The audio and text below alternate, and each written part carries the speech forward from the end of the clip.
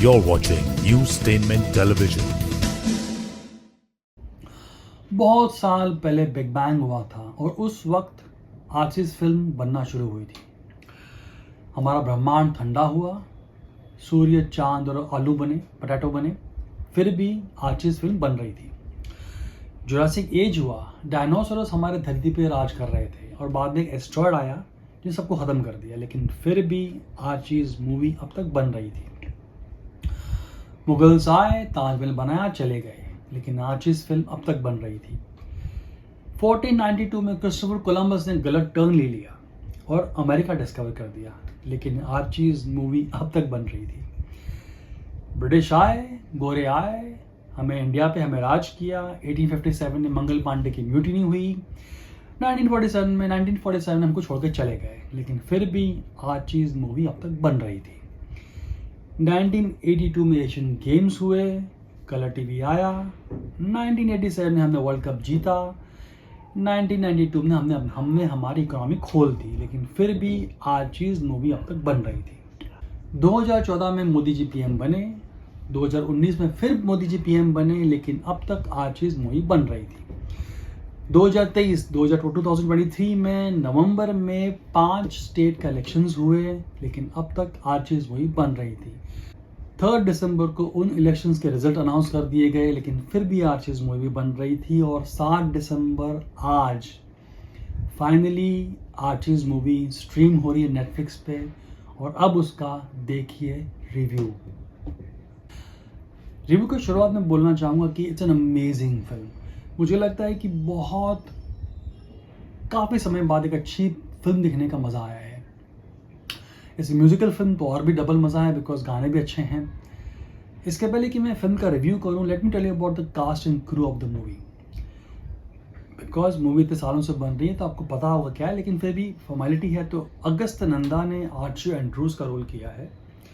खुशी कपूर ने किया है बेटी कूपर का रोल। सुहाना खान ने किया है वर्णिका का रोल। वेदांत रैना ने किया है रेजी मेंटल का रोल। मिहिर आहूजा ने किया है जगेट जोन्स का रोल। अदिति डॉट सैगल ने किया एथल मग्स का रोल, और युवराज मेंदा ने किया डेल्टन का role. Movie is produced by Zoya Akhtar and Reema Kagti and Sharad Devarajan. Direction किया है जोया अख्तर ने। स्टोरी स्क्रीन पे लिखी है जोया अख्तर ने, रीमा काकती ने और आयशा डिलन ने। डायलॉग्स लिखे हैं फरहान अख्तर ने। म्यूजिक दिया है शंकर एहसान लॉय ने। लिरिक्स लिखे हैं द ग्रेट जावेद साहब ने। फिल्म के डीओपी है निकोस ए, जिनका काम आपने देखा था डिटेक्टिव ब्योमकेश बख्शी में, अगली में और शंघाई में। एडिटिंग की है नितिन वैद्य ने, जिसका काम आपने देखा था गली बॉय, मसान और राजी में। कास्टिंग की है करण माली और नंदिनी श्रीकांत ने। प्रोडक्शन डिज़ाइन किया है सुजैन मेहरवान जी ने, जो फरहान और सीमा जोया के साथ दिल चाहता से हैं। तो उन्होंने दिल चाहता की है, ज़िंदगी न मिलेगी दोबारा की है और गली बॉय की है। आर्ट डायरेक्शन किया है रोशन विचारे ने, जिसका काम आपने देखा था गली बॉय, ज़िंदगी न मिलेगी दोबारा और ब्रह्मास्त्र पार्ट 1। सेट डेकोरेशन किया है धरन जैन ने, जिसका काम आपने देखा था गली बॉय 2, गली बॉय में, तलाश में और डॉन 2 में। कॉस्ट्यूम डिज़ाइन किया है द ग्रेट पूर्ण मित्रा सिंह ने, बिकॉज इस फिल्म में costume plays a very important role. तो जिसका काम आपने देखा था मेड इन हेवन में, गली बॉय में और बार बार देखो में। मेकअप किया है अनीश चावला ने और नताशा निश्चौल ने। ये जो मैंने नाम बताए आपको द क्रू के, ये बहुत ही इंपॉर्टेंट पीपल है और ये अपने डिपार्टमेंट में माहिर हैं। और रीमा और जोया का जो सपना होता है उसको साकार करने में ये बहुत इंपॉर्टेंट रोल प्ले करते हैं। So when you see the movie like Archie, जिसमें मेकअप है, हेयर है, प्रोडक्शन है, क्या सामान उठा रहा है, डाल रहा है, सेट डेकोरेशन है, लैंडस्केप है, उसको 60s में लेके आना, it's an S team and I think this team has done an amazing job. मुझे लगता है कि इट्स ओनली रीमा और जोया हैं जो इस तरह का सब्जेक्ट संभाल सकते हैं आर्ची जैसा। बताऊँ क्यों? बिकॉज उन्होंने जहाँ एक तरफ फिल्म तलाश बनाई है, वहीं दूसरी तरफ उन्होंने सीरीज़ बनाई है मेड इन हेवन, वहीं उन्होंने बनाई है गली बॉय, वहीं उन्होंने बनाई है ज़िंदगी ना मिलेगी दोबारा। तो ये इतना अलग अलग तरह का जॉनरा अगर कोई हैंडल कर सकता है तो वो बंदे, वो टीम हर चीज़ हैंडल कर सकती हैं और ये लोग ही हैंडल कर सकते हैं। ये धर्मा और यशराज का काम नहीं है। आई मीन, और कोई भी इसको बनाता, एक तो बनाने का सपना भी नहीं होता किसी को, इतना ड्रीम भी नहीं होता, विजन भी नहीं होता, और बना भी लेता तो बड़ा ख़राब काम करता। आई एम वेरी हैप्पी कि जोया रीमा ने ये बनाया, बिकॉज आर्चीज़ जो कैरेक्टर है, जो बुक है और उसके एक एक कैरेक्टर हैं, हमसे बहुत क्लोज है, बिकॉज हमने बचपन में, जवानी में इनको देखा है, पढ़ा है और महसूस किया है। और अगर ये कैरेक्टर अगर रियल लाइफ में आते हैं और हम मायूस हो जाते हैं कि वैसा नहीं था जैसा हमने देखा है, सोचा था हमने बुक पढ़ते वक्त, तो we will be utterly disappointed. But I can assure you that Reema ने और जोया ने, they have done an amazing job. And ऐसा लग रहा था कि ये जो किरदार है किताब से निकल के सीधा हमारे सामने खड़े हो गए हैं। उनका makeup, hair wear, everything looks take cats. Story बड़ी सिंपल है, ज़्यादा कॉम्प्लिकेटेड नहीं है। आर्चीज़ अपने रिवरडेल जो शहर है उसको बचाने की कोशिश कर रहे हैं, उसका एक जो ग्रीन पार्क है उसको बचाने की कोशिश कर रहे हैं, बिकॉज वेरोनिका के पिता जो वहाँ के बड़े बिजनेसमैन हैं, उनको वहाँ पे मॉल बनाना है, वगैरह। तो वो it's a fight and they eventually win it. Story simple है, but movie is like a breeze, it's like प्यारी ठंडी हवा की तरह है। शुरू होती है, गाने में शुरू होती है, एक कैरेक्टर आता है, it just flows like water. There is कोई हैमिंग नहीं है, डायलॉग नहीं है, एडिटिंग नहीं है fast, it's a smooth experience. आप पूरी पिक्चर देख लोगे, गाने भी आ रहे हैं, अच्छी स्टोरी भी है, अच्छी एक्टिंग भी है, रिफ्रेशिंग एक्टिंग, बिकॉज इतने अच्छे कैरेक्टर्स हैं, इतने अच्छे एक्टर्स हैं। जेन जी, आई थिंक ईच और एवरी फ्रेम जो है वैसा लगता है पेंट किया है हाथ से। Is that good. They have shot in Ooty and I wish I could go and see that production जो उन्होंने काम किया था ऊटी में। I hope the production is still there. I think film जो है इसका एक बहुत ही इंपॉर्टेंट पार्ट है, वो है कोरियोग्राफी, बिकॉज फिल्म में गाने हैं और गाने में कोरियोग्राफी है।